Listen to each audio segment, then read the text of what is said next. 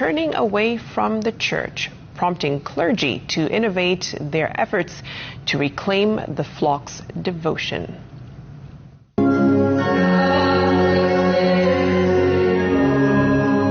Europe's rich religious heritage is epitomized by the majestic architectural marvels that grace its major cities.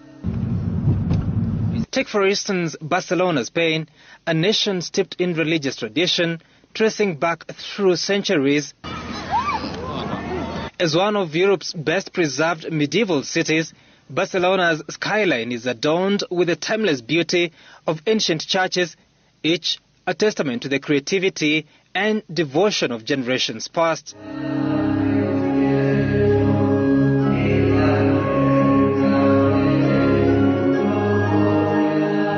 These churches stand as living monuments to history, reflecting a time when Catholicism reigned as the state religion.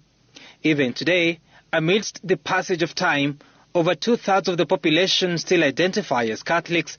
However, the practice of the faith tells a different tale altogether. The faith of the people in this country has really gone down, and we have very few people coming into churches. Most of the churches are closing. They are being turned into garages and restaurants. Father Onesmus Muthoka is a Kenyan priest who lived in Catalonia, Spain for 11 years through his formation starting in the early 90s. He then moved to Washington, D.C. in the U.S. for specialization before spending some 17 years at Nkoroi Parish, Ngong Diocese in Kenya. He returned to Catalonia last December, finding himself back in his formative parish of Santa Joaquima. I find it a little bit difficult to work here, but at the same time, I'm needed to step in and help in the church.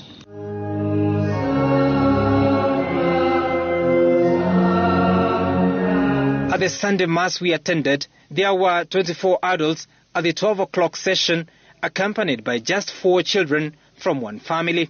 The Mass lasted 40 minutes. This is what you would see in most parts of this Catalonia. It's better in other parts of Spain. In Kenya, the order of Mass is more elaborate, featuring choir interludes, physical offertory, and general participation by the congregation. However, in this particular church, the choir consists of only one individual who serves as both the soloist and the organist.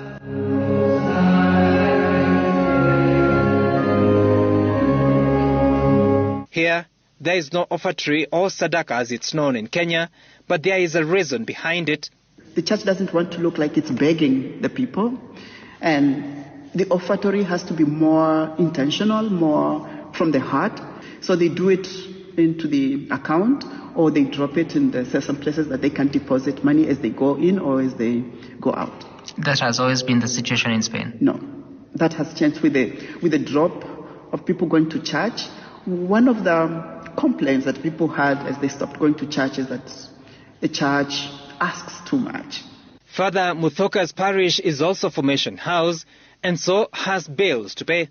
The congregation does not sustain the needs of the center.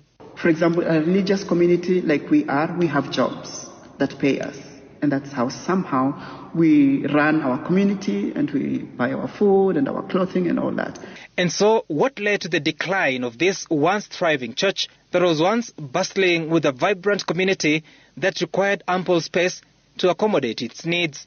When the church kind of forgets the common man, the poor man, the needy person, and kind of dines with the kings or goes very close to the politics and dines with the politicians, then the Christians suffer and they can end up giving up. For over 30 years to mid-70s, Spain was under the rule of a dictator, General Francisco Franco. Catholicism was the state religion and all other religions were prohibited. The government controlled much of all social sectors, imposing rules on civil rights. With the passing of the dictator, a new era dawned, giving rise to the ideals of liberalism and secularism. It's a society that kind of looks at each person as a small god. I'm a god. I can make decisions. I can live the way I want. I do not need to be dictated. And again, there is also a feeling of I do not want to be controlled. I do not want to be told how to worship my God. Presently, 70% of Spain's population still identify as Catholic, with many continuing the tradition of baptizing their newborn children. However, the follow-up to confirmation often remains incomplete. Statistics reveal that only a third of them actively practice their faith. This shift marks a significant departure from the era when Spain dispatched missionaries to establish churches across Africa and South America. It's not the same. It's no longer the same. The church here needs help. It's the other way around. For now, Father Muthoka and his fellow Carmelites who reside at this parish continue with the work of formation, serving the needs of emerging groupings, including the new catechumens, who appear to prefer a different way of practicing their faith. The only difference is that they celebrate their masses on Saturday evening. Why Saturday evening? I think with the teachings of the Sabbath, for them it's more of a Saturday evening than a Sunday morning, I would like to think. I asked Father Muthoka if there are lessons the church in Kenya can pick from Europe. Lesson number one is that the church has a place that cannot be replaced. And a church has to stay clean. It has to stay clean out of politics. The church will control, will guide, will lead, but it cannot dine with the politicians. Once you dine with the politicians, you cannot draw the line in between. At the Cathedral of Barcelona, it was business as usual. Thousands walk through the gates of the monumental church every week to see. Inside, a prayer chapel awaits those seeking solace in prayer. On Sundays, worshippers are welcome to partake in the sacred rituals. Sam Gituko, Citizen TV, Barcelona, Spain. Really good feature there, huh? Fantastic reporting there from Sam. Yeah.